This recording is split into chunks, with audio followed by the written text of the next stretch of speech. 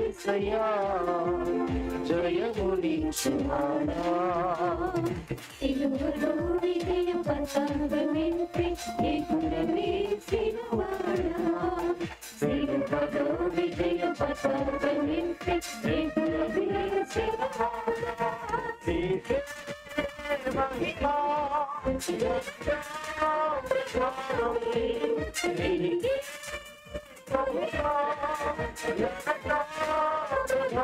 జయశీలుడా జయమునిచ్చువాడా జయశీలుడా యేసయ్యా జయమునిచ్చువాడా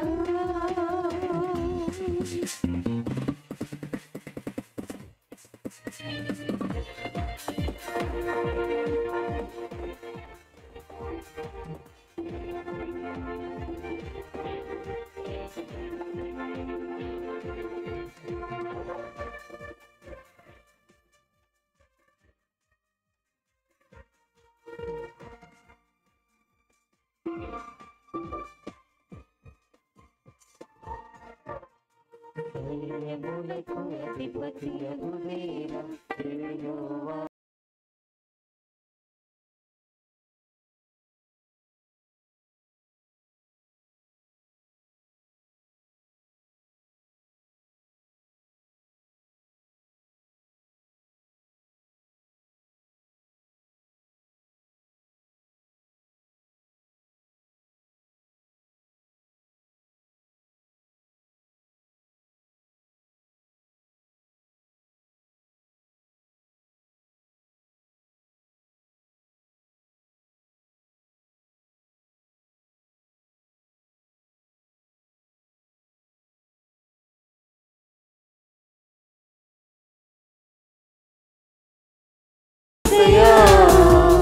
జయమునిచ్చువాడా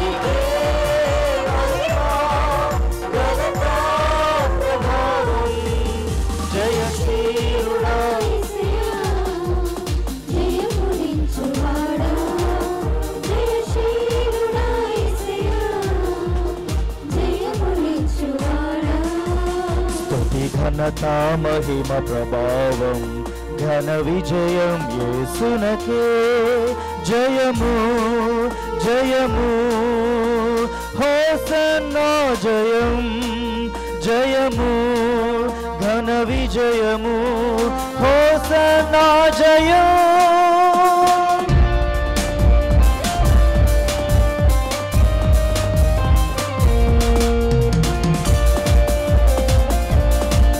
జయమని పాడదాం జయము జయము జయశీలుడా జయము జయము జయము జయశీలుడా జయము జయము జయము జయశీలుడా జయము జయము జయము జయశీలుడా జయము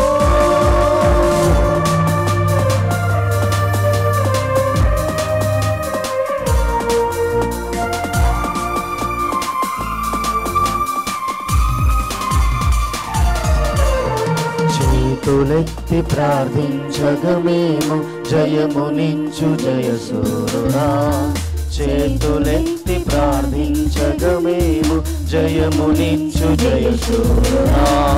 శత్రువు బలమంతటి మీద అధికారమిచ్చిన నీకే జయం. శత్రువు బలమంతటి మీద అధికారమిచ్చిన నీకే జయం. నీకే మహిమ ఘనత ప్రభావం. నీకే మహిమ ఘనత ప్రభావం.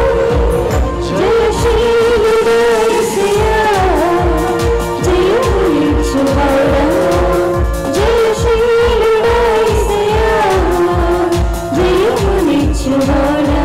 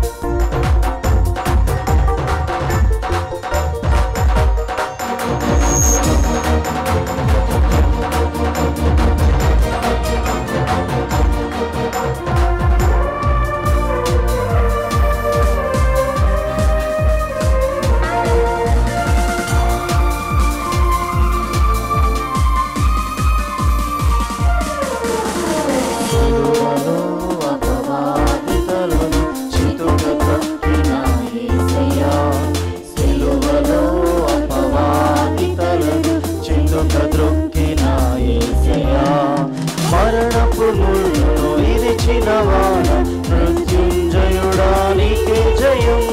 మరణపు ముళ్ళను ఇరిచినవాడ మృత్యుంజయుడా నీకే జయం. నీకే మహిమ ఘనత ప్రభావం.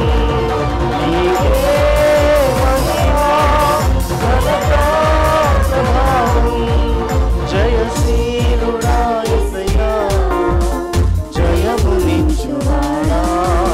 జయశీలుడా యేసయ్యా, జయమునిచ్చువాడా. సిలువలో జయ పతాకమిచ్చి ఎగురవేసినవాడా. సిలువలో విజయ పతాకమిచ్చి ఎగురవేసినవాడా.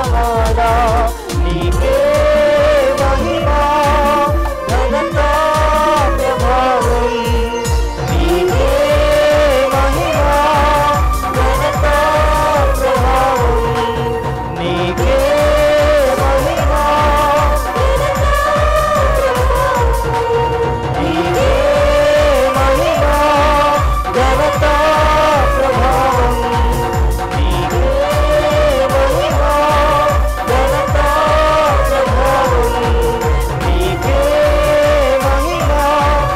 జయమని పాడదాం అందరం. జయము జయము జయము జయశీలుడా జయము. జయము జయము జయశీలుడా జయము. జయము జయము జయశీలుడా జయము. జయము జయము జయశీలుడా జయము.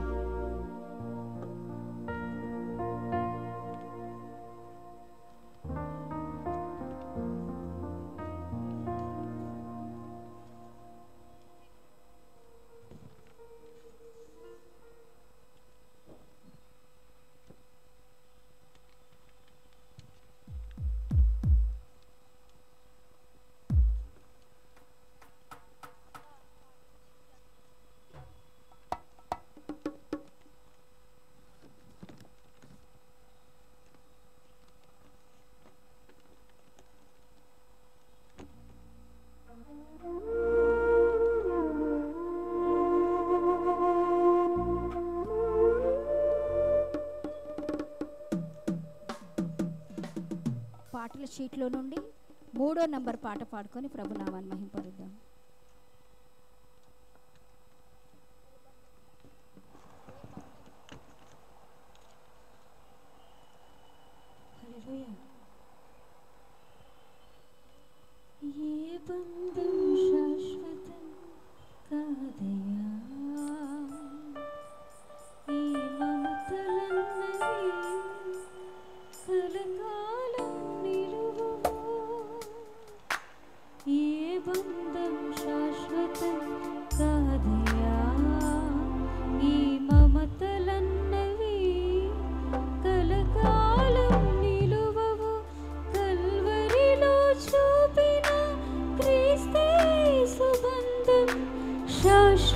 బంధం ఆ సిలువ బంధం ఏ బంధం శాశ్వతం కాదయా ఈ మమతలన్నవి కలకాలం నిలువవు ఏ బంధం శాశ్వతం కాదయా ఈ మమతలన్నవి కలకాలం నిలువవు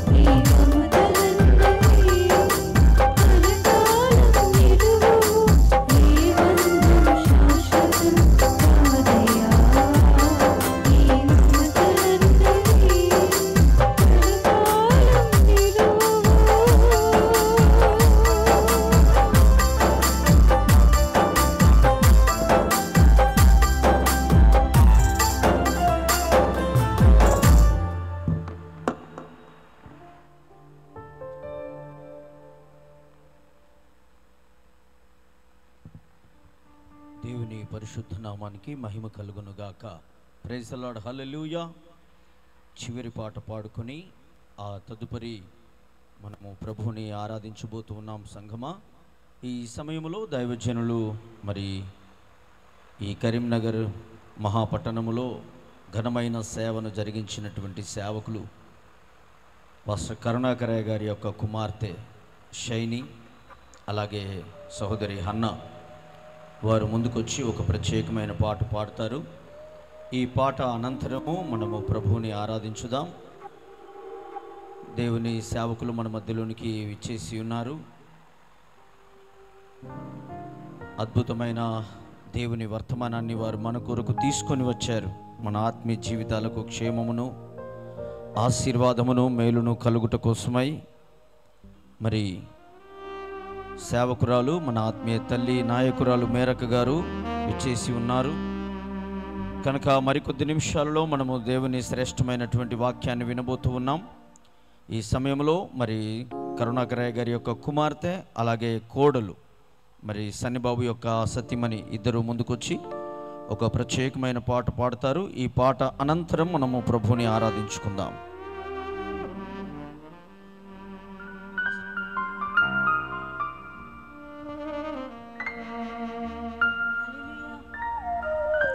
హల్లెలూయా.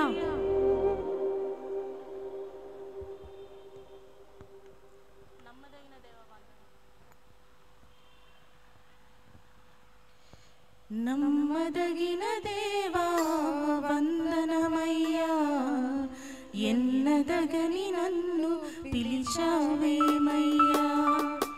నమ్మదగిన దేవా వందనమయ్యా, ఎన్నదగని నన్ను పిలిచావేమయ్యా. ఏ మంచి చూసావో ఎరుగనైతిని, నేనెందులో యోగ్యుడను కానైతిని. ఏ మంచి చూసావో ఎరుగనైతిని, నేనెందులో యోగ్యుడను కానైతిని.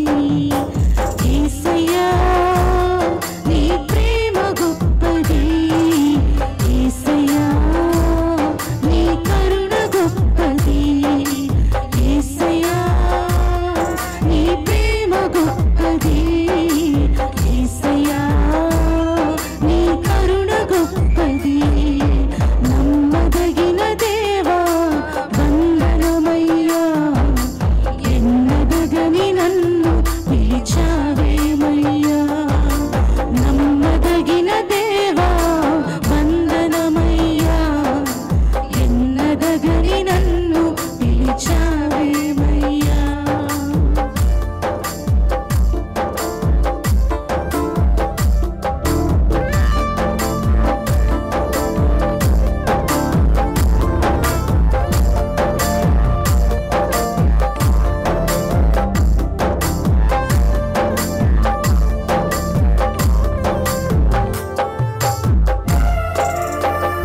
చప్పట్లు కొడతాం దేవుని స్తుతిద్దాం.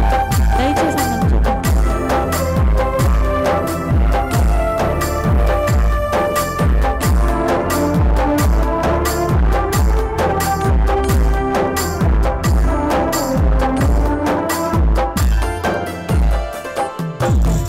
చిగుటమట్టినైన నన్ను ప్రేమించితివి, నీ సారెపై నీ విడిపోతిని.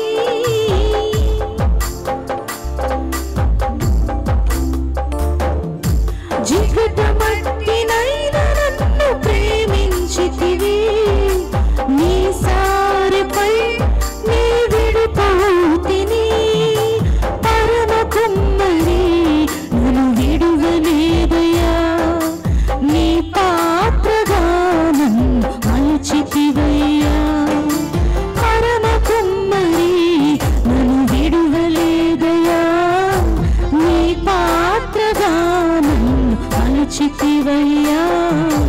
యేసయ్యా నీ ప్రేమ గొప్పది, యేసయ్యా నీ కరుణ గొప్పది. చెప్పండి. యేసయ్యా నీ ప్రేమ గొప్పది, యేసయ్యా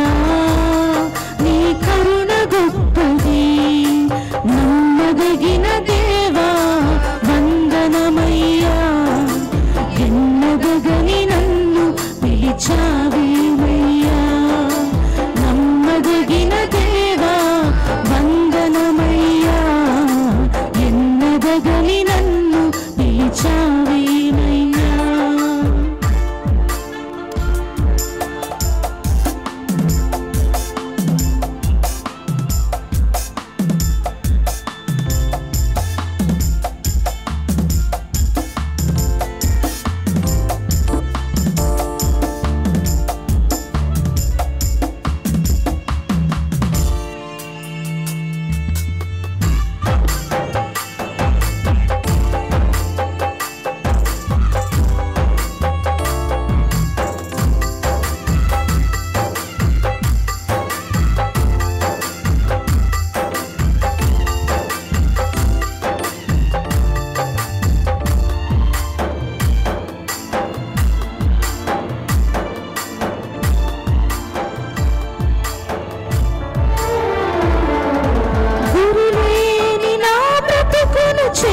చేరదీసినావు, నీయుడిలో సేద తీర్చుదరు చేర్చినావు.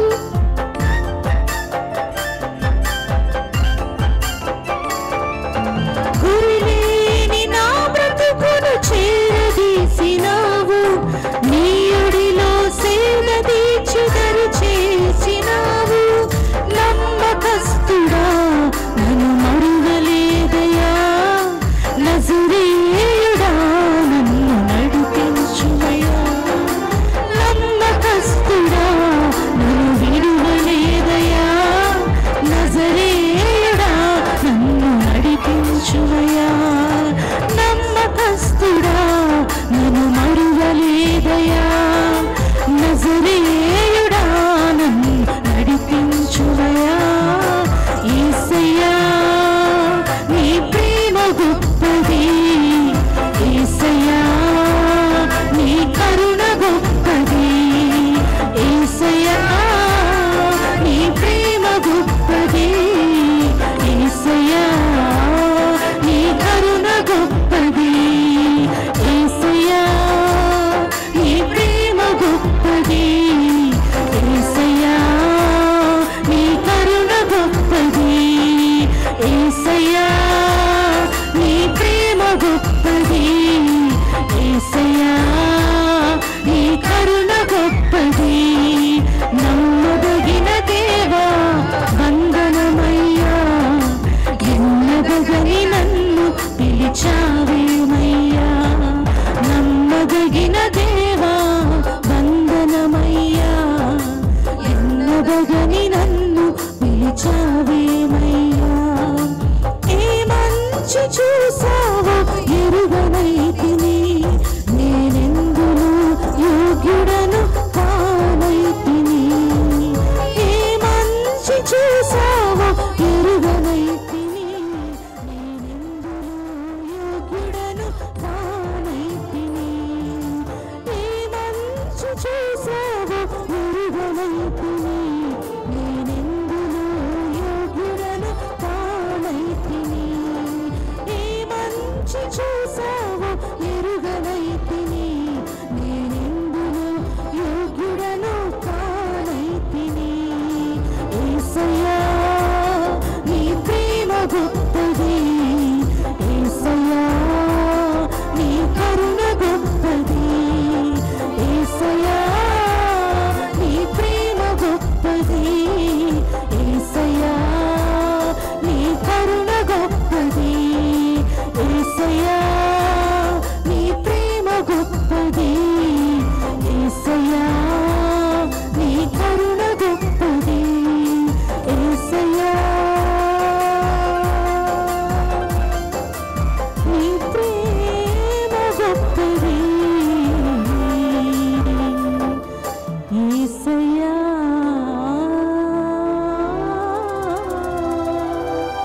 నీ కరుణ గొప్పది. హల్లెలూయా.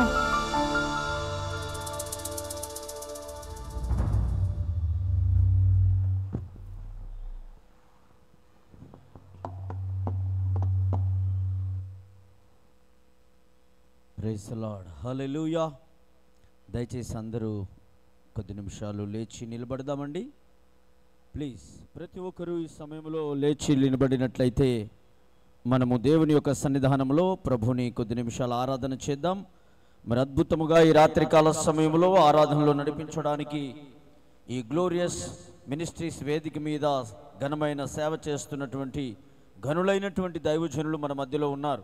భూపాలపల్లి ప్రాంతంలో సేవ చేస్తున్న దైవజనులు పాస్టర్ జోషి గారు, అలాగనే మందమరి ప్రాంతంలో సేవ చేస్తున్నటువంటి దైవజనులు పాస్టర్ తిమోతి గారు, రామకృష్ణాపురం ప్రాంతంలో సేవ చేస్తున్నటువంటి దైవజనులు పాస్టర్ రమేష్ గారు, కాలువ శ్రీరాంపూర్ మండలంలో పరిచర్య జరిగిస్తున్నటువంటి దేవుని సేవకులు పాస్టర్ మోజెస్ గారు. దయచేసి సేవకులు ముందుకొచ్చి మనల్ని ఆరాధనలో నడిపిస్తారు. ఈ శ్రేష్టమైన సమయాన్ని దైవజనులకు నేను అప్పగిస్తూ ఉన్నాను.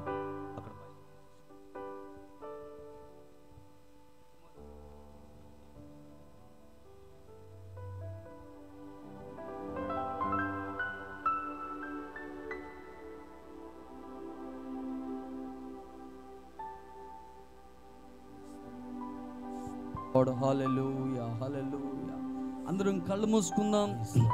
ఆకాశమందున్న దేవుని వైపు రెండు హస్తములు చాపి ఆయన పరిశుద్ధుడు పరిశుద్ధుడు పరిశుద్ధుడు పరిశుద్ధుడు, నమ్మదగిన దేవుడు, చాలిని దేవుడు, సర్వశక్తిమంతుడైన దేవునికి ఆకాశమందున్న దేవుని వైపు మన రెండు హస్తములు చాపి భయభక్తులకి రాత్రి సర్వోన్నతుడైన దేవుడు, సర్వశక్తిమంతుడైన దేవుడు, పరిశుద్ధుడైన దేవుడు, అత్యంత కృప కలిగిన దేవుడు మన మధ్యలోనికి ఆయన సన్నిధి బలముగా దిగి వచ్చినట్లుగా బిగ్గరగా స్తోత్రాలతో దేవుణ్ణి మనం కలుసుకుందామా ప్రియులారా?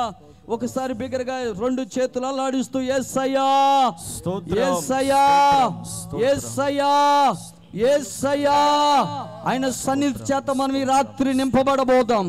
ఈ రాత్రి ఆయన సన్నిధిలో ఒక బలమైన అభిషేకాన్ని పొందుకోవాలి. ఈ రాత్రి ఆయన సన్నిధిలో ఓ గొప్ప కార్యాలు మనం చూడాలి. యేసయ్యా యేసయ్యా కేకవేద్దామా బిగ్గరగా. ఆకాశమందున్న దేవుడు, తప్పక మన మనవులు ఆలకించే దేవుడు, మన ఆరాధన అంగీకరించే దేవుడు. ఈ రాత్రి మనం చేస్తున్న ఈ ఆరాధనలో పరిశుద్ధాత్మ దేవుడు గొప్ప కార్యములు ఈ ప్రాంగణంలో జరిగించబోతున్నాడు. సమస్త బలహీనతల నుంచి, సమస్త వ్యాధుల నుంచి, ఓ పోరాటముల నుంచి, ఓ స్తోత్రం, నీ జీవితంలో ఉన్న ప్రతి దరిద్రము నుంచి, శాపము నుంచి, కట్ల నుంచి ఈ రాత్రి దేవుడు విడిపించబోతున్నాడు. బిగ్గరగా యేసయ్యా అని స్తోత్రాలు చెల్లిద్దామా? స్తోత్రం స్తోత్రం స్తోత్రం స్తోత్రం. వందనం నీకే వందనం నీకే వందనం.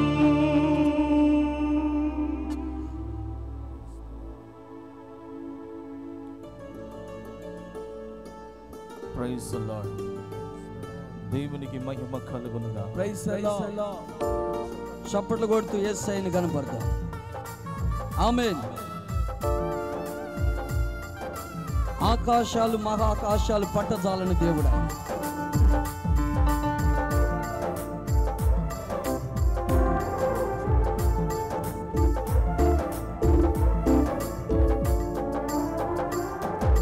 నజరేయుడా నా యేసయ్యా, ఎన్ని యుగాలకైనా ఆరాధ్య దైవము నీవేనని కలమెప్పి నీ కీర్తిని చాటినా.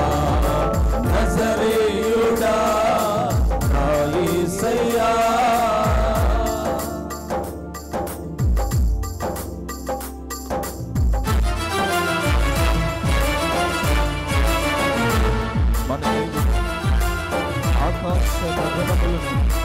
జీవంతో కొలిచిన దేవుడై ఉన్నాడు.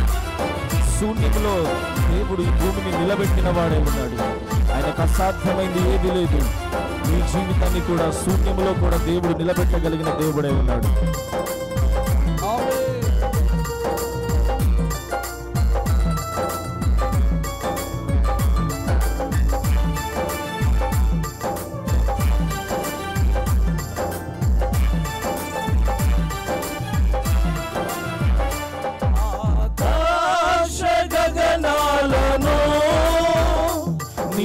చేనతో కొలచితివి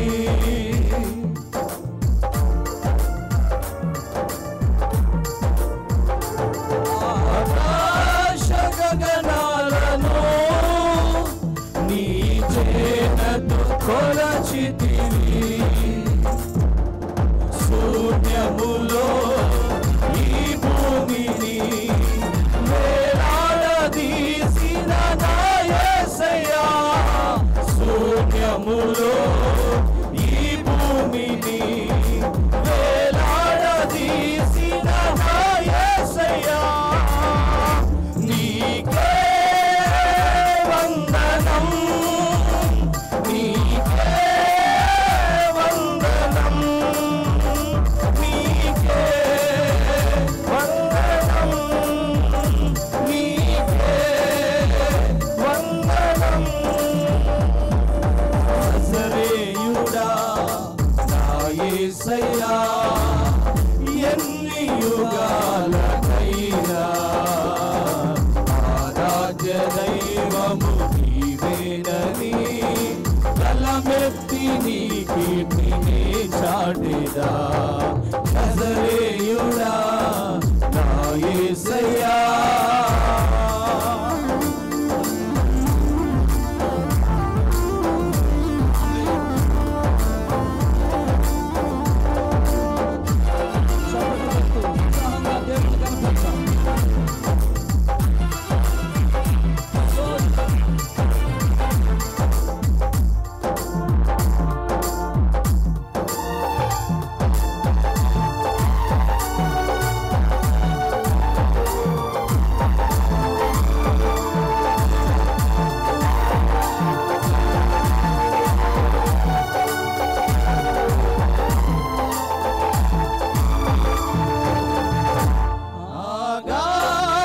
సముద్రాలకు నీవే ఎల్లలు వేసితివే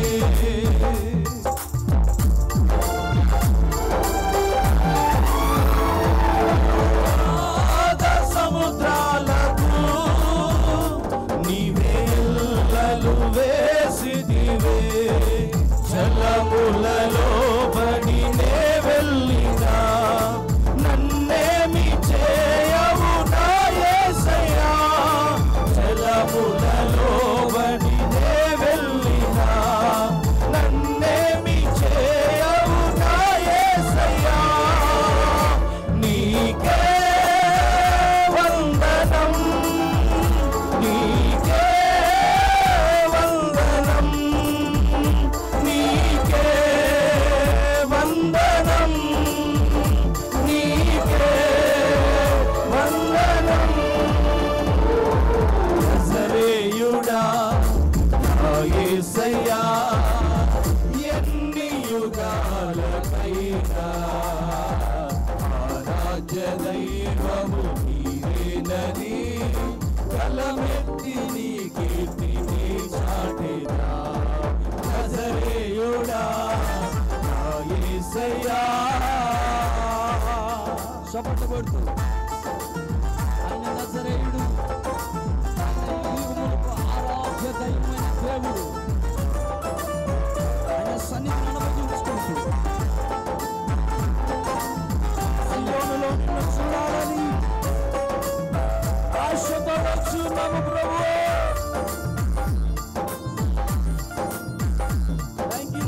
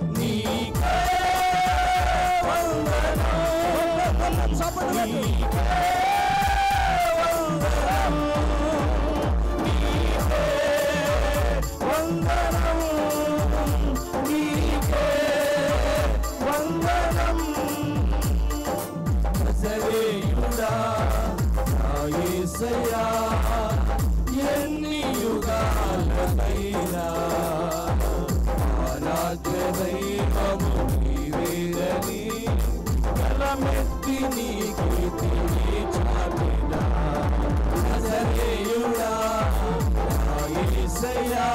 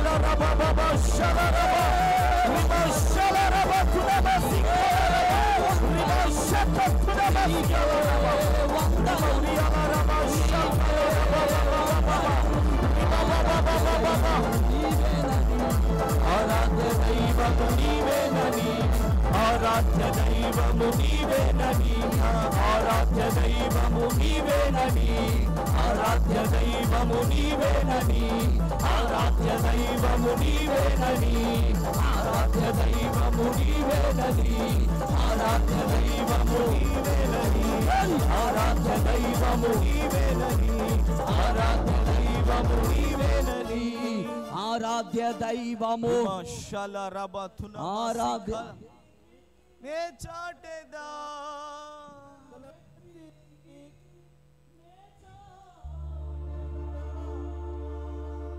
నీకే వందనము. అందరూ రెండు చేతులు పైకెత్తి అల్లాడిస్తూ అందరూ రెండు చేతులు పైకెత్తి నీకే వందనం ఆమేన్. నీకే వందనం నజరేయుడా నా యేసయ్యా ఎన్ని యుగాలకైనా ఆరాధ్య దైవం నీవేనని గలమెత్తి నీ కీర్తిని చాటిదా నజరేయుడా నా యేసయ్యా. బిగ్గరగా చప్పట్లు కొడుతూ సర్వోన్నతుడు సర్వశక్తిమంతుడు ఈ రాత్రి ఆరాధనకి యోగ్యుడైన దేవుని మరింతగా చప్పట్లు కొడుతూ ఆయన కనపడదాం. Praise God.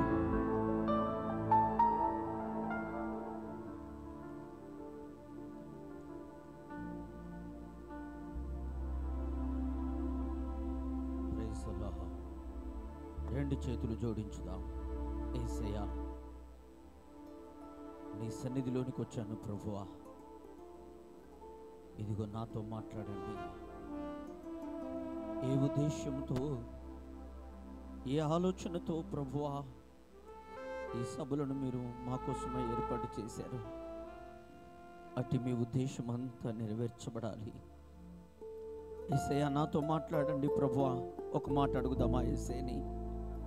దేవా నాతో మాట్లాడి రాత్రి కాల సమయంలో మీ వాక్యపు వెలుగులో నన్ను దర్శించండి ప్రభువా. ఆశతో నీ సన్నిధిలో ఎదురు చూస్తూ ఉన్నానయ్యా. నీ సముఖములో కనిపెట్టుకొని ఉన్నాను ప్రభువా. నీవు మాట్లాడితే నా బ్రతుకులో నెమ్మది కలుగుతుందయ్యా. నా జీవితంలో సమాధానం కలుగుతుంది ప్రభువా. నా శరీరంలో ఆరోగ్యము కలుగుతుంది ప్రభువా. నీ ఒక్క మాట ఇదిగో చనిపోయిన లాజరును సజీవుడిగా బయటికి తీసుకొచ్చింది నాయన. జీవము కలిగిన మీ వాక్కు ప్రభువా, ఈ సమయంలో మీ సన్నిధిలో నిలబడుచున్న మీ దాసురాల్ని మీ ఏడంతల ఆత్మతో నింపి అభిషేకించి నాతో మాట్లాడండి స్వామి. ప్రార్థన చేసుకుందాం. ప్రియ దేవుని బిడ్డలారా, మన మధ్యలో దైవజనులు పాస్టర్ ఏలియా గారు ఉన్నారు. పుణ్యేలు ప్రాంతంలో సేవ చేస్తున్న దైవజనులు వారు వాక్య పరిచర్య నిమిత్తమై ప్రార్థన చేస్తారు. స్తోత్రం స్తోత్రం స్తోత్రం స్తోత్రం. కృపా కనికరము కలిగిన మా తండ్రి, నీ ఉన్నతమైన శ్రేష్టమైన నామమును బట్టి ఈ సంవత్సరము కూడా ఈ కరీంనగర్ ప్రాంతాన్ని ప్రేమించి ఈ సభలను మీరు ఏర్పాటు చేసినందుకై మీకు స్తోత్రాలు స్వామి. ఎన్నో ఆటంకాలు ప్రభువా, అవరోధాల మధ్యలో ప్రభువా మీ సన్నిధి మా మధ్యలో ఉన్నందుకై మీకు స్తోత్రాలు. ఈ మొదటి ప్రభువా రాత్రి సభను అయ్యా మా ఆత్మీయ తల్లి గారు ప్రభువా మీ పక్షాన నిలబడి ఉంటుండగా ప్రభువా మీ ఆత్మ అభిషేకముతో మీ దాసురాలను మీరు నింపుజూరుగాక తండ్రి.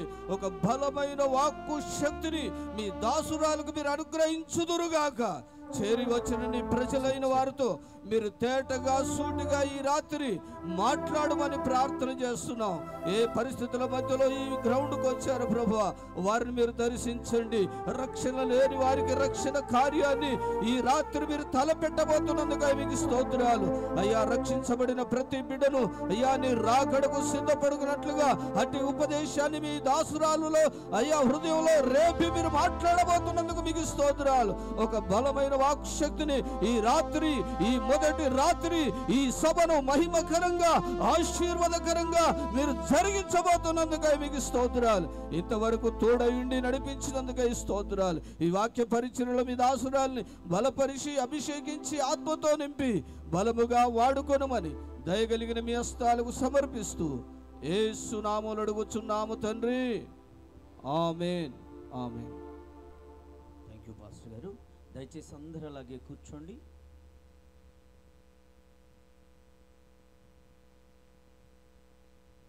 ప్రతి ఒక్కరు దయచేసి ప్రతి ఒక్కరు క్రమముగా కూర్చోవలసిందిగా మనం చేస్తూ ఉన్నాను. ఈ శ్రేష్టమైనటువంటి సమయంలో ఈ మొదటి దినమున దేవుని యొక్క అమూల్యమైనటువంటి మాటల్ని మరి మన కోసమై తీసుకొచ్చారు. దేవుని యొక్క దాసురాలు మనందరికీ ఆత్మీయ తల్లిగా, ఈ గ్లోరియస్ మినిస్ట్రీస్ నాయకురాలిగా ఈ రోజున ఘనమైన పరిచర్యలు కొనసాగుతున్నటువంటి మన తల్లిగారు మన మధ్యలో ఉన్నారు. మరి శ్రేష్టమైనటువంటి సమయాన్ని ఆత్మీయ తల్లి మేరక గారికి అప్పగిస్తూ ఉన్నాం. అందరం చప్పట్లు కొడుతూ ప్రభునామాన్ని మహిమపరచుదాం. వారు కొద్ది నిమిషాలు దేవుని యొక్క వర్తమానాన్ని మనకు అందిస్తారు. Praise the Lord. Hallelujah. Hallelujah. Hallelujah.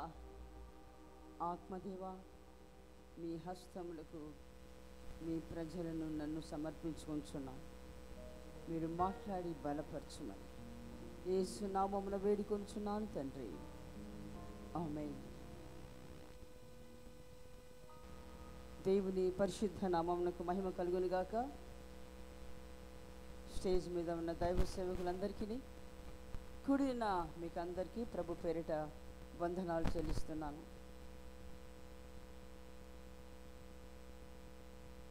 ఈ సమయమందు యూదా పత్రిక 24వ వచనం చదువుకుందాం. యూదా పత్రిక తొట్టిల్లకుండా మిమ్మల్ని కాపాడుటకును తన మహిమ ఎదుట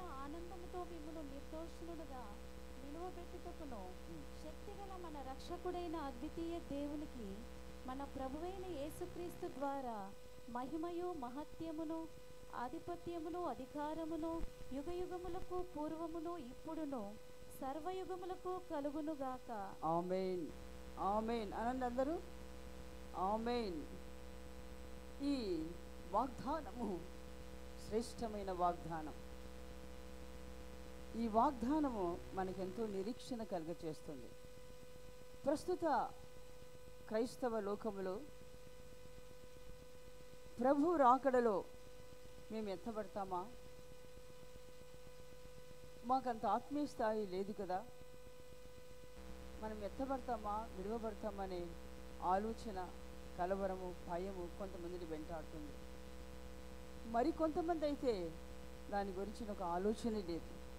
ప్రభు వస్తాడు, ప్రభు రాకలు ఎత్తబడాలి అనే ఆలోచనే కొంతమందికి ఉండదు. ప్రభు నమ్ముకున్నాం, ఆయన సన్నిధికి వెళ్తున్నాం, ఆరోగ్యంగా ఉండాలి, ఆశీర్వాదకరంగా ఉండాలి, ఇంత మట్టుకే వారి ఆలోచన. ఇక దానికి మించి ఈ లోకము తర్వాత ఏమిటి అనే ఆలోచన లేదు. ఈ జీవిత కాలం మట్టుకే వారి ఆలోచన. ఈ జీవితం తర్వాత ఏమిటి అనే ఆలోచన లేదు. కొందరికైతే ఆ ఆలోచన ఉంది, కానీ డౌట్గా ఉన్నారు, నేను ఎత్తబడతానో లేదో అని డౌట్. అయితే ప్రభు అంటున్నాడు, భయపడవద్దు, భయపడవద్దు, నేను మీకు వాగ్దానం చేశాను, నేను నమ్మకస్తుడను, నేను నమ్మకమైన దేవుడను, కాబట్టి నేను చేసిన వాగ్దానం మీ పట్ల నెరవేరుస్తాను అని ప్రభు అంటున్నాడు. హల్లెలూయా హల్లెలూయా. మనం తెస్సలోనికీయులకు రాసిన పత్రిక 5వ అధ్యాయం 23వ వచనం చదివితే, సమాధానకర్తయగు దేవుడు తానే మిమ్మల్ని సంపూర్ణముగా పరిశుద్ధపరచునుగాక అని రాయబడింది. అంతేకాదు, మీ ఆత్మయు జీవమును శరీరమును ఆయన నిర్దోషముగా దేవుని ఎదుట నిలబెట్టును అని రాయబడింది. దాని కింది వచనములో ఆయన నమ్మకస్తుడు గనుక అలాగు చేయును. హల్లెలూయా హల్లెలూయా. ఆయన నమ్మకస్తుడు, ఆయన నమ్మకస్తుడు గనుక ఆయన చెప్పినట్లుగా ఆయన మన పట్ల చేస్తాడు. ఈ వాగ్దానములను మనం విశ్వసించి నిరీక్షణతో మనం సిద్ధపడాలి. హల్లెలూయా. దేవుని ప్రజలారా, మన ప్రభువును ఆనందముతో ఎదుర్కోవాలంట. ఆయన ఎదుట ఆనందముతో నిలబెడతానంటున్నాడు. మనం ఆనందముతో ప్రభుని ఎదుర్కోవాలి. మరి ఆనందముతో ప్రభుని ఎదుర్కోవాలంటే, మనలో ఆయన ఎదుర్కోవాలంటే ఒక సిద్ధపాటు అవసరం. ఒక మంత్రినో, ఒక అధికారినో, లేదా ఒక ఇంటర్వ్యూవో మీరు వెళ్ళాలంటే మీరు సిద్ధపడతారు. సిద్ధపడకుండా ఎవరు వెళ్ళరు. మరి రారాజును మనం ఎదుర్కోవాలంటే మనకి ఎంత సిద్ధపాటు అవసరం? ఆయన ఎదుర్కోవాలంటే మనలో ఒక పరిశుద్ధత, నిర్దోషత్వం, ఈ అనుభవాలు మనకు అవసరం. ఆయన ఎదుర్కోవాలంటే ప్రభుకు మనము సమీపంగా మార్చబడాలి. నేను అంతగా ఎదగలేదు కదా అని బాధపడుతూ నిరీక్షణ కోల్పోయి ఉండడం కాదు, కానీ దేవుని ఎలాగైనా నేను ఎదుర్కోవాలి, నేను ఎలాగైనా ఆత్మీయ జీవితంలో పరిపూర్ణతకు ఎదగాలనే ఒక చింత మనల్ని వెంటాడాలి. ఆ చింతతో మనం పరిపూర్ణతకు ఎదగాలి. మనం దేవునికి మనకు ఏ ఏ విషయంలో దూరంగా ఉన్నామో, ఎక్కడెక్కడ మనము ఆయన దుఃఖకరంగా ఉన్నామో వాటన్నిటినీ సరిచేసుకొని ఆయనకు సమీపంగా మనం మార్చబడాలి. హల్లెలూయా హల్లెలూయా. ఆయనకు మనము సమీపంగా మార్చబడుతూ ఉండగా నమ్మకస్తుడైన దేవుడు కొంచెం కొంచెం కొంచెం కొంచెం మనం పరిపూర్ణపరిచి ఆయన ఎదుట నిలబెట్టుకోవడానికి సిద్ధపరుస్తాడు. హల్లెలూయా. అయితే నమ్మకస్తుడైన దేవుని ఎదుర్కోవాలి, ఆయన ఎదుర్కోవాలి. ఆయన ఎదుర్కోవాలంటే మనలో కూడా నమ్మకత్వం అవసరం. ఆయన ఆనందంలో మనము పాలు పొందాలి, ఆయన సంతోషంలో మనము కూడా పాలు పొందాలి. అది ఆయన ఆశ. ఒకరోజు ఒక యజమాని దేశాంతరం వెళుతూ తన ఏదైనా పనివారిని పిలిచి వారికి కొన్ని తలాంతులు ఇచ్చాడు. ఒకరికి 5 తలాంతులు, రెండవ వానికి 2 తలాంతులు, మరి ఒకరికి 1 తలాంతు ఇచ్చి, మీరు దీన్ని వ్యాపారం చేసి అభివృద్ధి పరచండి, నేను మరలా తిరిగి వస్తాను, నేను తిరిగి వచ్చి మీ యొద్ద నుండి నా సొమ్మును నేను తీసుకుంటాను అని చెప్పాడు. ఆయన వెళ్ళిపోయినాక 5 తలాంతులు 2 తలాంతులు పొందిన వారిరువురు కూడా అభివృద్ధిపరిచి 5 తలాంతులు కలిగిన వ్యక్తి మరి 5 తలాంతులు, 2 తలాంతులు పొందిన వ్యక్తి మరి 2 తలాంతులు వృద్ధిపరిచాడు. ఇలాగున వాళ్ళు వృద్ధిపరిచినప్పుడు యజమానుడు వచ్చి అడిగి, వీరి యొద్ద నుండి ఆ తలాంతులు తీసుకొని, భలా నమ్మకమైన మంచి దాసుడా, నువ్వు కొంచెంలో నమ్మకంగా ఉన్నావు కాబట్టి అనేకమైన వాటి మీద నిన్ను నియమిస్తాను, నీవు నా సంతోషంలో పాలు పొందు అని అంటున్నాడు. చూడండి, మత్తయి సువార్త 25వ అధ్యాయం 21వ వచనం. అతని యజమానుడు, బల నమ్మకమైన మంచి దాసుడా, నీవు ఈ కొంచెంలో నమ్మకముగా ఉంటివి, నిన్ను అనేకమైన వాటి మీద నియమించెదను, నీ యజమానుని సంతోషంలో పాలు పొందుమని. నీ యజమానుని సంతోషంలో పాలు పొందుము అంటున్నాడు. హల్లెలూయా. ఆ యజమానుని సంతోషంలో పాలు పొందడమే ఆయన మహిమలో మనం పాలు పొందడం. ఆయన ఇచ్చే బహుమానం అదే. ఆ సంతోషంలో మనం పాలు పొందాలంటే నమ్మకమైన వారుగా ఆయనకు మనం కనబడాలి. హల్లెలూయా. నమ్మకస్తులను ఆయన తన సంతోషంలో పాలు పొంద చేస్తాడట. 1 తలాంతు తీసుకున్నవాడు భూమిలో దాచిపెట్టాడు, ఆయనకు శిక్ష విధింపబడింది. అయితే నమ్మకంగా ఈ విధంగా వాళ్ళు అభివృద్ధిపరిచి ఆయన సంతోషంలో పాలు పొందారు వాళ్ళు.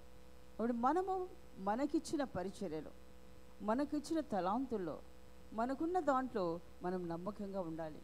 దేవుని కొరకు ఏదో గొప్ప కార్యాలు చేయాలని కాదు, కానీ దేవుడు మనకిచ్చిన రక్షణలో కానీ, ఉపదేశంలో, మనం పొందిన ఆత్మీయ అనుభవంలో, మనకు కలిగిన తలాంతులో మనం నమ్మకంగా ఆయన ఎదుట జీవించినప్పుడు ఆయన సంతోషంలో రేపు మనము పాలు పొందుతాము.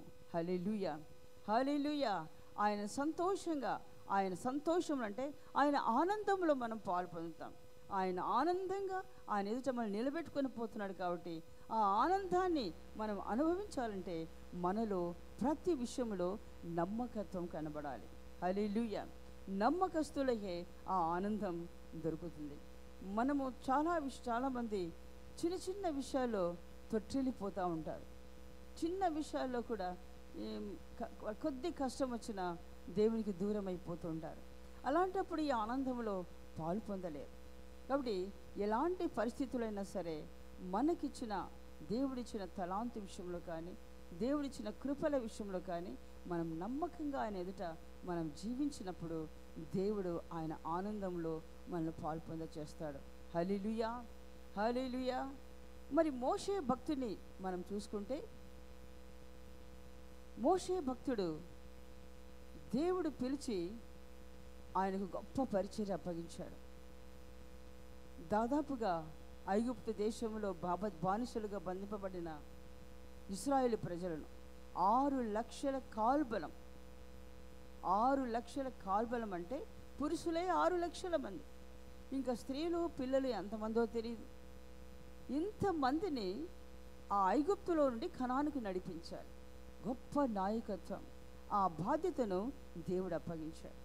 అంత గొప్ప బాధ్యతను మోషే నిర్వహించాడు. ఎలాగో నమ్మకంగా నిర్వహించాడు. అందుకే మోషేని గురించి లేఖనాలు చెప్తున్నాయి, మోషే దేవుని ఇల్లంతటిలో నమ్మకస్తుడు.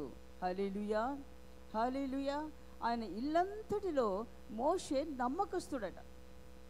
ఆ నమ్మకస్తుడు ఆ ప్రజలను ఐగుప్తు నుంచి కనానుకు చేర్చాడు. ఆ ప్రయాణములో ఈ ప్రజలు చాలా విరోధంగా, మోషేకు విరోధంగా తిరుగుబాటు చేశారు. కొట్టడానికి పోయిన రాళ్లతో రకరకాలుగా ఆయన వేధించారు, చాలా బాధ పెట్టాడు. అయినా కానీ ఆయన ఓర్చుకున్నాడు. నా చేత కాదు ప్రభువా, నేను ఈ పని చేయలేను అని ఆపేయలేదు. మధ్యలో నేను ఇది చేయలేనని ఆయన తన పనిని మధ్యలో ముగించుకోలేదు. అంతవరకు అతని పనిని కొనసాగించాడు. ఎంత కష్టమైనా సరే, వారు ఎంత వేధించినా కూడా సహించాడు. ఆయన ఓర్చుకున్నాడు. ఆయన ఓర్చుకొని వారిని కనాను వరకు నడిపించాడు. ఒకసారి ప్రభు మనం నిర్గమకాండం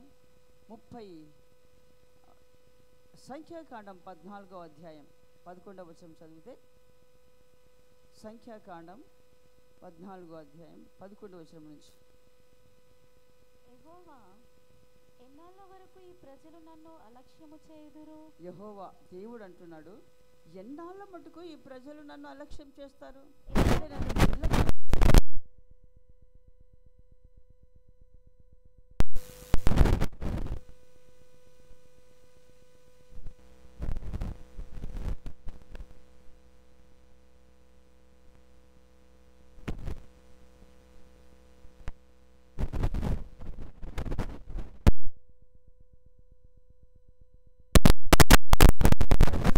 తిరుగుబాటు, ఆ పద్ధతులు, ఆ మాటలు, వారి క్రియలు, వారి ప్రవర్తనను చూసి దేవుడు దుఃఖపడుతున్నాడు. నేను ఎన్నాళ్ళ మటుకు వీరిని సహించాలి? నేను ఎన్ని అద్భుత కార్యములు వీరు ఎదుట చేశాను, వారిని అక్కడి నుంచి తీసుకొచ్చానే, బానిసత్వము నుంచి విడిపించి, అయినా వీరి విధంగా విరోధంగా క్రియ చేస్తున్నారు కదా, నేను సహించలేను. నేను వీరందరినీ సమూలంగా నాశనం చేసి నీ వలన ఒక బలమైన జనమును పుట్టిస్తాను అని దేవుడు మోషేతో అంటున్నాడు. దేవుడు సహించలేకపోయినాడు. అప్పుడు మోషే ఏమన్నాడంటే, మోషే యెహోవాతో ఇట్లా, నేను అలాగైతే ఐగుప్తీయులు దాని గూర్చి విందురు. నీవు నీ బలము చేత ఈ జనమును ఐగుప్తీయుల నుండి రప్పించితివి గదా, మీరు ఈ దేశ నివాసులతో ఈ సంగతి చెప్పి ఉందురు. యెహోవా అను నీవు ఈ ప్రజల మధ్య నున్నావనియో, యెహోవా అను నీవు ముఖాముఖిగా కనబడువాడవనియో, నీ మేఘము వారి మీద నిలుచుచున్నదనియో, నీవు పగలు మేఘస్తంభము. మోషే అంటున్నాడు, నీవు ఐగుప్తు నుంచి ప్రజలను తీసుకొచ్చావు కదా, ఇప్పుడు ఇలా నువ్వు ఎలా తీసుకొచ్చావో అక్కడ అన్యులందరికీ తెలుసు. ఇప్పుడు మధ్యలో వెళ్ళి మీరు చంపేస్తే వాళ్ళకి దేవుడు చేతగాని వాడు, ఆయన తీసుకెళ్ళాడు ఎక్కడో చేరతాను కనానుకని, మధ్యలోనే వారిని సంహరించేశాడు. అవి చేతగాని దేవుడు అనే పేరు వస్తుంది, కాబట్టి అలా చేయకూడదు ప్రభా అని మోషే దేవునికి అడ్డుపడుతున్నాడు. హల్లెలూయా!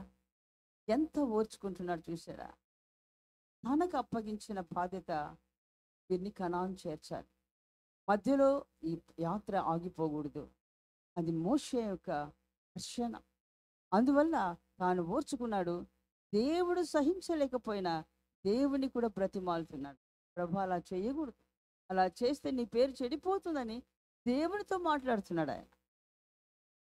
అలాగే నిర్గమకాండం 32వ అధ్యాయంలో కూడా 32 కూడా మనం చూస్తే అక్కడ కూడా అంటున్నాడు, ఒకవేళ ఈ ప్రజలను నాశనం చేస్తే నా పేరు నీ గ్రంథంలో మొట్టమొదట తీసి, ముందు నా పేరు తుడిచేసిన తర్వాతనే ఈ ప్రజలను నాశనం చేయమంటున్నాడు. చూసారా, మోషే తన బాధ్యత పరిపూర్ణం కావాలి. తనకు అప్పగించిన ఆ బాధ్యత, ఆ పరిచర్య పరిపూర్ణంగా నెరవేర్చబడాలి. దాన్ని ఎవరు అడ్డగించకూడదు.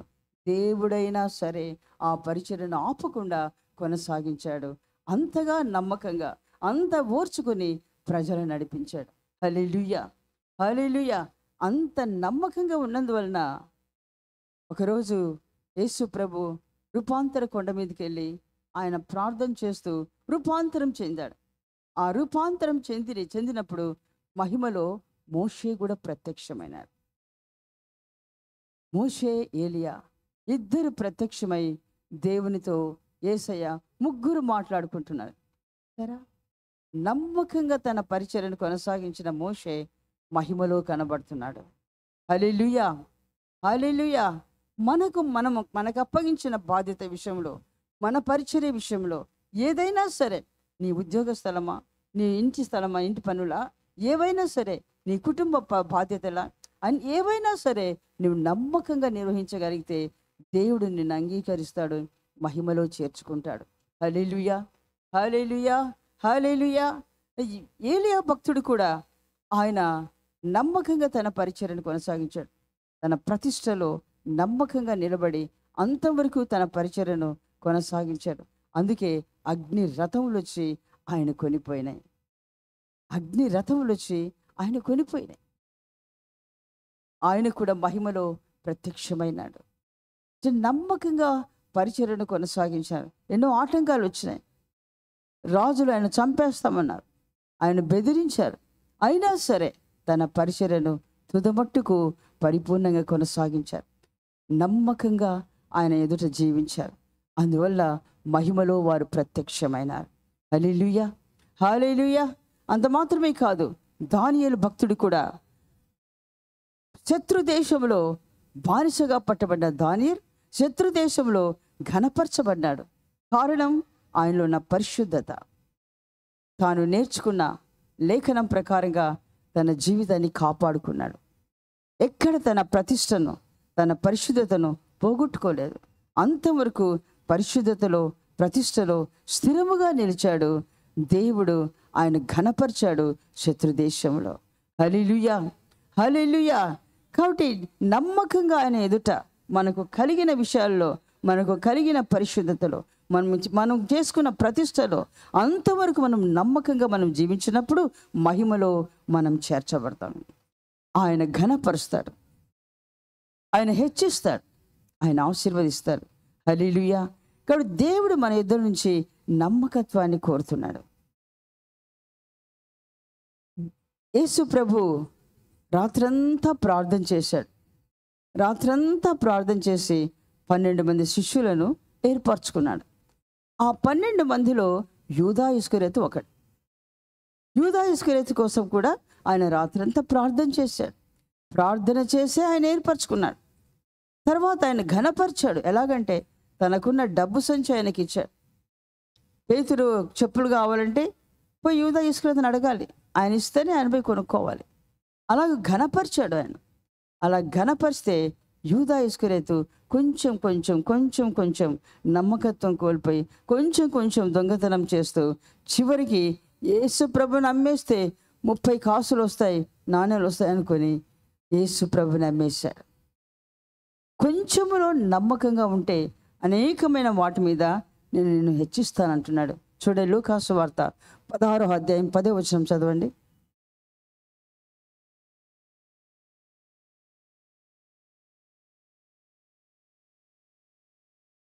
మిక్కిలి కొంచెంలో నమ్మకముగా ఉండువాడు ఎక్కువలోనూ నమ్మకముగా ఉండును. మిక్కిలి కొంచెంలో అన్యాయముగా ఉండువాడు ఎక్కువలోనూ అన్యాయముగా ఉండును. కాబట్టి మీరు అన్యాయపు సిరి విషయంలో నమ్మకముగా ఉండని ఎడల సత్యమైన ధనమును ఎవరు మీ వశము చేయును? చూసారా, కొంచెంలో నమ్మకంగా ఉంటే మీకు అనేకమైన విషయాల్లో మనము నమ్మకంగా ఉండగలుగుతాము. అన్యాయపు సిరి విషయంలో మనం నమ్మకంగా ఉండాలి. ఈ సిరి ధనాపేక్ష సమస్తమైన కీడుకు మూలం. ఆ ధనాపేక్ష ఆ యూదా ఇస్కరియోతును ఉరికి గురి చేసింది. ఉరేసుకొని చనిపోయాడు. దేవుని సన్నిధిలో 11 మంది ఎంతో చక్కగా దేవుని పరిచర్య చేసి హతసాక్షులై మహిమలో చేర్చబడ్డారు. ఈయన మాత్రం ఆ ధనాపేక్ష కలిగి డబ్బును ఆశించి దేవునికి దూరమై దేవుని అమ్మి ఉరి వేయబడి నరకంలో పడ్డాడు. ఎంత భయంకరం! దేవుడు ఈయన కోసం ఎంతో ప్రార్థించాడు. రాత్రంతా ప్రార్థించి ఎన్నుకున్న ఆ సహోదరుడు, ఆ దాసుడు కూడా ఆయన నష్టమైపోయాడు. దేవుని ప్రజలారా, ధనం విషయంలో మనం నమ్మకంగా ఉండాలట. అక్కడ రాయబడింది. 11వ వచనం చదవండి. కాబట్టి మీరు అన్యాయపు సిరి విషయంలో నమ్మకముగా ఉండని ఎడల సత్యమైన ధనమును ఎవరు మీ వశము చేయును? మీరు పరుల సొమ్ము విషయంలో నమ్మకముగా ఉండని ఎడల మీ సొంతమైనది మీకు ఎవడిచ్చును? చాలు. కానీ మనం నమ్మకంగా ఉండాలి. సిరి విషయం అంటే ధనం విషయంలో నమ్మకంగా ఉండాలి.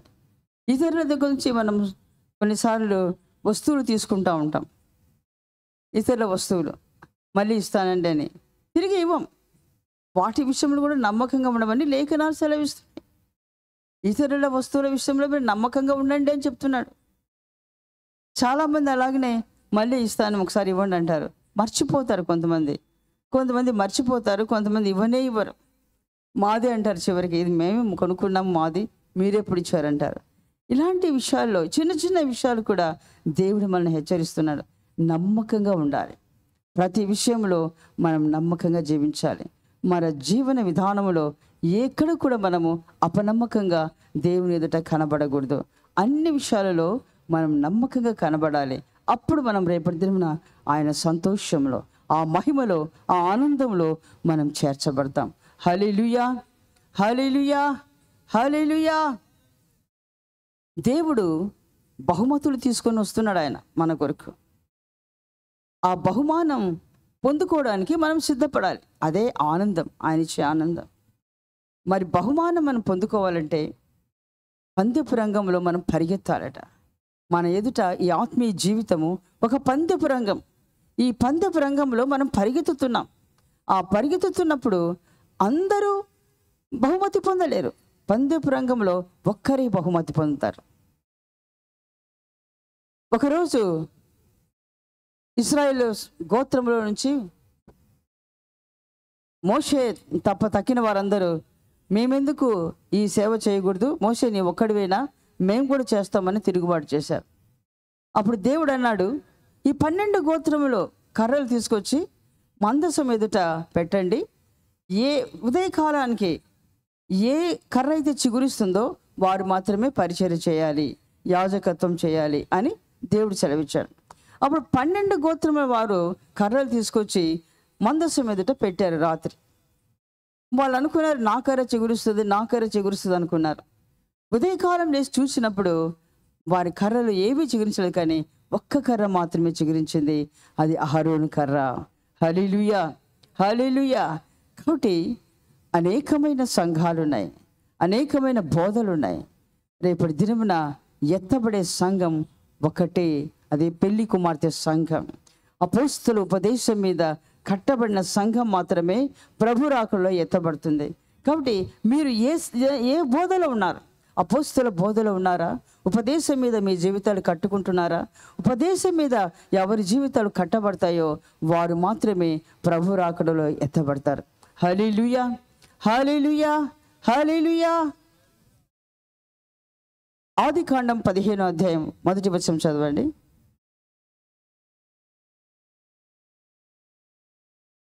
ఇవి జరిగిన తర్వాత యెహోవా వాక్యము అబ్రహామునకు దర్శనమందు వచ్చి, అబ్రహామా భయపడకుము, నేను నీకు కేడెము, నీ బహుమానము అత్యధికమగునని చెప్పెను. ఆమేన్. ఇది జరిగిన తరువాత ఒకరోజు అబ్రహాం చాలా దిగులుగా ఉన్నాడు. ఎందుకంటే తన గర్భంలో బిడ్డలు పుట్టలేదు. కుమారుడు పుడతాడు అని దేవుడు వాగ్దానం చేశాడు, కానీ ఆ వాగ్దానం ఇంకా నెరవేర్చబడలేదు.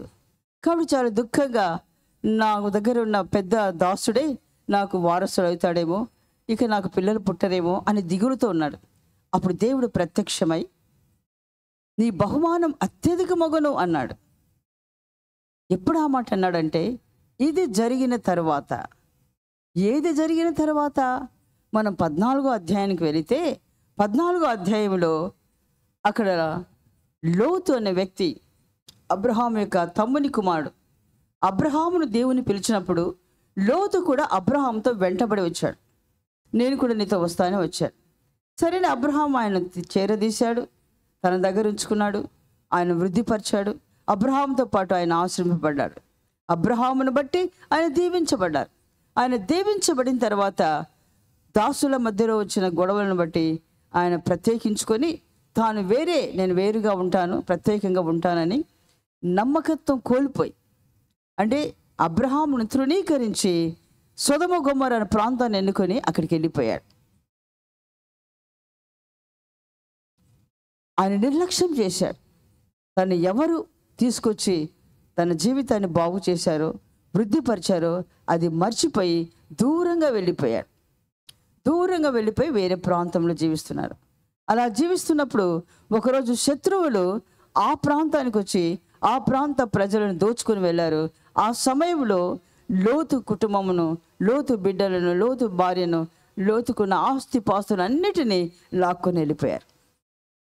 ఈ విషయము అబ్రహాముకు తెలిసింది. అప్పుడు అబ్రహాం ఏమనుకోవాలి? చాలా బాగైంది, నన్ను విడిచిపోయాడు కదా, అందుకే ఇలాగ జరిగింది, మంచి పని అయింది అని అనుకున్నాడా?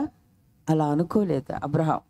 వెంటనే తన యొద్ద ఉన్న ప్రజలను తీసుకొని, తన యొద్ద అలవర్చబడిన దాసులను తీసుకొని వెళ్ళి మరలా ఏ శత్రువులైతే వీరిని దోచుకొని వెళ్ళారో ఆ శత్రువుల యొద్దకు వెళ్ళి వారితో యుద్ధం చేసి వారిని గెలిచి తిరిగి లోతు యొక్క ఆస్తిపాస్తులన్నీ కూడా తిరిగి తీసుకుని వచ్చి ఆయనకి ఇచ్చారు. హల్లెలూయా! ఎంత మంచి స్వభావం చూసారా. అంటే లోతు చేసినటివి ఆయన మనసులో పెట్టుకోలేదు, క్షమించాడు, ఎప్పటికప్పుడు క్షమించేశాడు, మర్చిపోయాడు. లోతు తన పట్ల ఎంతో తప్పిదంగా నడుచుకున్నారు, అపనమ్మకంగా నడుచుకున్నారు. అయినా సరే అది మనసులో పెట్టుకోకుండా లోతును క్షమించి తనకు ఈ వార్త తెలిసిన వెంటనే పరిగెత్తుకుని వెళ్ళాడు ఆయన కాపాడడానికి. హల్లెలూయా! ఎంత మంచి మనసు. క్షమించే ఆ హృదయాన్ని బట్టి దేవుడు ఇది జరిగిన తర్వాత ప్రత్యక్షమై నీ బహుమానము అత్యధికమగును అన్నాడు. హల్లెలూయా! హల్లెలూయా! క్షమించే వారికి దేవుడు అత్యధికమైన బహుమానం ఇస్తారు. కాబట్టి క్రైస్తవ బిడ్డలమైన మనకు క్షమించే హృదయం కావాలి. ఎందుకు? మన దేవుడు క్షమించే దేవుడు. మన పాపములన్నీ ఆయన క్షమించారు. ఆయన క్షమించకపోతే మనం ఇక్కడ కూర్చునే వారం కాదు. ఆయన క్షమించాడు. ఆయన క్షమించకపోతే మన జీవితం భయంకరం, నిత్య నరకం. ఆ నరకంలో అగ్ని ఆరదు, పురుగు చావదు. వేదన, బాధ, దుఃఖము, ఆకలి ఇవన్నీ అక్కడ అనుభవిస్తూ ఉంటారు. భయంకరమైన వేదన గల స్థలం అది. ఆ భయంకరమైన స్థితి నుంచి దేవుడు మనం రక్షించాడు. హల్లెలూయా! హల్లెలూయా! కాబట్టి ఆ క్షమించే హృదయం క్రైస్తవులమైన మనకు అవసరం. క్రైస్తవులంటే క్షమించే వారమై ఉండాలి. ఎందుకు? మన దేవుడు క్షమించే దేవుడు. ఆ స్వభావాన్ని మనం ధరించుకొని మనం క్షమించేవారుగా ఈ లోకంలో జీవించాలి. మనం క్షమించినప్పుడు పరలోకములో మన బహుమానం అత్యధికమవుతుంది. హల్లెలూయా! హల్లెలూయా! హల్లెలూయా! యోసేపు భక్తుడు, ఆయన తన అన్నలు ఎంతో హింసించారు. గోతిలో వేసేశారు, నీళ్ళు లేని గోతిలో. తర్వాత ఐగుప్తులకు అమ్మేశారు. అమ్మబడ్డాడు, దాసునిగా అక్కడ పనిచేశాడు, ఎంతో వేదన అనుభవించాడు, అవమానపరచబడ్డాడు, జైల్లో వేయబడ్డాడు. చివరికి సింహాసనానికి కొనిపోబడి ఫరో ఎదుట తాను ఒక సింహాసనంలో 2వ స్థానంలో నిలబడ్డాడు. హల్లెలూయా! ఆ 2వ స్థానంలో నిలబడి ప్రపంచానికే ఆనాడు కరువు దినాలలో ఆహారం అందించగలిగినాడు యోసేపు. హల్లెలూయా! ఆ సమయంలో తన అన్నలు కూడా ఆహారం నిమిత్తం యోసేపు దగ్గరికి వెళ్ళారు. అప్పుడు యోసేపు, వీరు నన్ను ఇట్లా హింసించారు కదా, వీళ్ళకి ఏమి ఇవ్వకూడదు, వీరిని నేను ఇప్పుడు హింసించాలి, నా చేతికి వీరు దొరికారు అని అనుకున్నాడా? లేదు. వారికి ఆహారం ఇచ్చి వారిని అన్ని విధములుగా ఘనపరిచాడు, క్షమించాడు. ఆయన ఆ క్షమించే హృదయాన్ని బట్టి దేవుడు ఆయన ఘనపరిచి సింహాసనం మీద కూర్చోబెట్టాడు. హల్లెలూయా! హల్లెలూయా! ఆ క్షమించే హృదయం క్రైస్తవులమైన మనకు అవసరం. మనము క్షమించగలగాలి. మనసులో మనం పెట్టుకోకూడదు. కొంతమందికి ఎప్పుడెప్పుడో జరిగిన విషయాలను మనసులో పెట్టుకొని, పలానా రోజు నువ్వు అట్లా అన్నావు కదా అని జ్ఞాపకం ఉంచుకొని అదే ధ్యానిస్తూ ఉంటారు. దాన్నే పెట్టుకొని కుంగిపోతుంటారు, కుళ్ళిపోతుంటారు. అలాంటి వారు ఆత్మీయంగా ఎదగరు, శారీరకంగా కూడా ఎదగరు. ఇక్కడ క్షమించే హృదయం మనకు కావాలి. జరిగిపోయిన వాటిని మనం మనసులో పెట్టుకోకూడదు. అలా పెట్టుకుంటే మనకు బహుమతి దొరకదు. పరలోకంలో ప్రభు మనకు బహుమతి ఇయ్యడు. మన బహుమానం పొందినట్లుగా మనం పరిగెత్తాలి. హల్లెలూయా! స్టెఫెన్ రాళ్ళతో కొడుతున్నారు. స్టెఫెన్ అలా కొడుతున్నప్పుడు స్టెఫెన్, ప్రభు వీరు ఏం చేస్తున్నారు, వీరు ఎరగరు, వీరిని క్షమించమని చెప్పేశాడు. రాళ్ళతో కొడుతున్నారు, చంపుతున్నారు. ఒకవైపు రాళ్ళ దెబ్బలు తగులుతున్నాయి, రక్తం చెల్లుతుంది, ఇంకా శరీరంలో సత్తువ కోల్పోతున్నాడు, చనిపోవడానికి సిద్ధంగా ఉన్నాడు. అయినా ఆయన చెప్తున్న మాట, ప్రభా వీరిని ఒకసారి చూసుకో, నన్ను ఇలా హింసిస్తాను నీకోసమే కదా, నేను నిన్ను గురించి కదా బోధించాను, మరి నన్ను ఇలా హింసిస్తుంటే నువ్వు మౌనంగా ఉంటావా? వీరిని చూసుకో, వీరిని ఏమన్నా చెయ్యి అని అనట్లేదు, వీరిని క్షమించు అన్నాడు. హల్లెలూయా! వెంటనే ఆయనలో పరలోకములో సింహాసనం కనబడింది. యేసు ప్రభు లేచి నిలబడి ఆయన సింహాసనాన్ని ప్రత్యక్షపరిచాడు. క్షమించే హృదయం ఎంత గొప్ప చూసారా? క్షమించే వారికే సింహాసనం. క్షమించే వారే రేపు ఎదుటిన ఆయన ఎదుట ఆనందముతో నిలబడతారు. అందరూ నిలబడరు. దేవుడు వాగ్దానం చేశాడు, నిజమే. వాగ్దానం మన పట్ల నెరవేర్చబడాలంటే మనలో నమ్మకమైన జీవితం, నమ్మకత్వం, క్షమించే హృదయం మనలో కనబడాలి. ఆయన ఎదుట పరిశుద్ధంగా నిర్దోషులుగా మనం నిలబడాలి.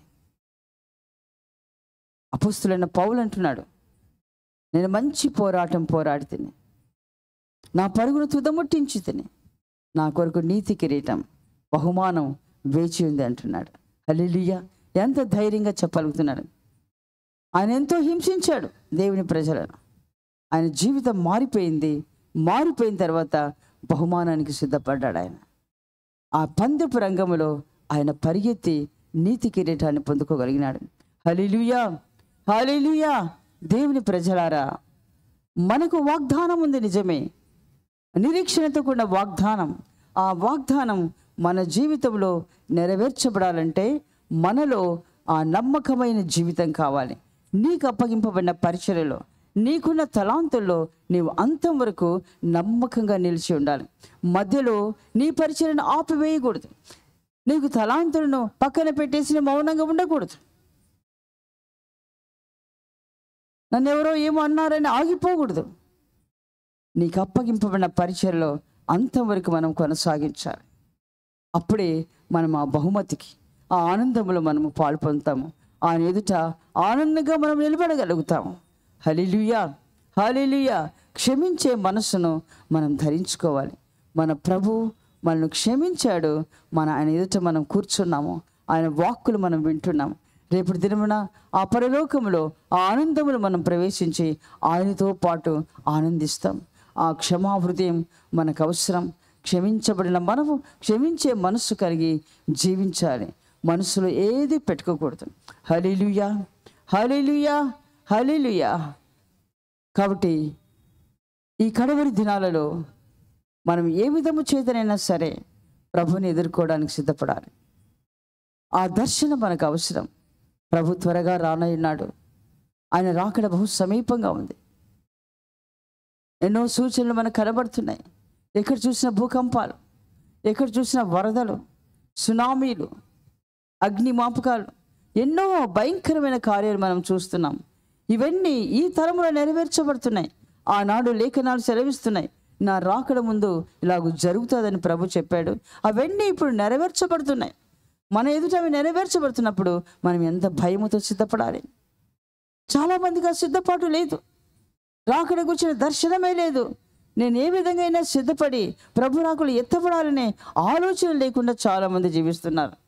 దేవుని ప్రజలారా, దేవుడు మనల్ని పిలిచాడు, మనల్ని రక్షించాడు. మన కొరకు ఆయన ప్రాణం పెట్టాడు. ఆయన రక్తమంతా కార్చి తన బిడ్డలుగా, తన సొత్తుగా మనల్ని మార్చుకున్నాడు. ఇప్పుడు మనం ఏ విధము చేతనైనా సరే ఆ రాజ్యాన్ని స్వతంత్రించుకోవాలి. అక్కడ చేర్చడానికే ఇంత ప్రయాసం. అందుకే ప్రభు మనం ఇంకా పరిపూర్ణతలకు ఎదగలేదని ఆలస్యం చేస్తున్నాడంట. ఎందుకంటే ఆయన ఇప్పుడు వస్తే మనం ఎక్కడ విడవబడతామో, మనం విడవబడటం ఆయనకి ఇష్టం లేదు. ఎలాగైనా మనం పరిపూర్ణపరచబడి ఎత్తబడాలని ఆలస్యం చేస్తున్నాడు. పలు రీతులుగా దైవ సేవకులను మరుగుపరిచి మాట్లాడి మనల్ని బలపరిచి సిద్ధపరుస్తున్నాడు. కాబట్టి ప్రభు మాట్లాడుతున్నప్పుడు ఆ వాక్కులకు మనం మనసుంచి మనం సిద్ధపడడానికి, ప్రభుని ఎదుర్కోవడానికి సిద్ధపడాలి. నిర్లక్ష్యం, అశ్రద్ధను మనం తొలగించుకొని ప్రభు రాకడకు పరిపూర్ణంగా సిద్ధపడదాం. ఆయన త్వరగా రానయ్యున్నాడు. ఆ రాకలో ఎత్తబడడానికి మనమందరం నమ్మకంగా, క్షమించే హృదయం కలిగి, పరిశుద్ధంగాను నిర్దోషంగా ఆయన నిలబడడానికి సిద్ధపడదాం. అటు కృప ప్రభు మనకందరికీ అనుగ్రహించునుగాక. ఆమేన్. ఆమేన్.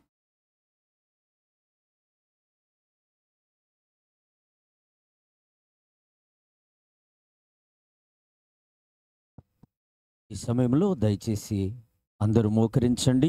మోకరించగలిగిన వారు, ఒకవేళ కుర్చీలలో కూర్చున్న వారు మీరు అలాగే తలలు వంచి ఒక 2 నిమిషాలు ఈ రాత్రికాల సమయంలో పరిశుద్ధాత్మదేవుడు మనతో మాట్లాడినటువంటి మాటల్ని ఒక్కసారి మనము నెమరు వేసుకుందాం. ప్రియ దేవుని బిడ్డలారా, మన దేవుడు నమ్మదగినవాడు, వాగ్దానము చేసినవాడు, వాగ్దానములను నెరవేర్చువాడై ఉన్నాడు.